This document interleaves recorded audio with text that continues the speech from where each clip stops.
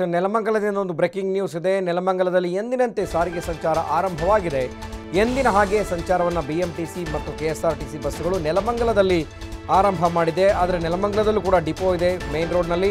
ಆದರೆ ಬಂದ್ ಹಿನ್ನೆಲೆ ಖಾಲಿ ಓಡಾಡ್ತಾ ಇದ್ದಾವೆ ಎಲ್ಲ ಬಸ್ಸುಗಳು. ಬಿಎಂಟಿಸಿ ಆಗಿರಬಹುದು, ಹಾಗೆಯೇ ಕೆಎಸ್ಆರ್ಟಿಸಿ ಬಸ್ಸುಗಳಾಗಿರಬಹುದು. ಯಾಕೆಂದರೆ ಸಾರ್ವಜನಿಕರು ಹಿಂದೇಟು ಹಾಕಿದ್ದಾರೆ. ಬಸ್ಗಳು ಇರೋದಿಲ್ಲ ಅನ್ನುವಂಥದ್ದು ನಿನ್ನೆಯೇ ಅವರಿಗೆ ಗೊತ್ತಿರೋದ್ರಿಂದ ಖಾಲಿ ಓಡಾಡ್ತಾ ಇದ್ದಾವಂತೆ ಬಸ್ಸುಗಳು.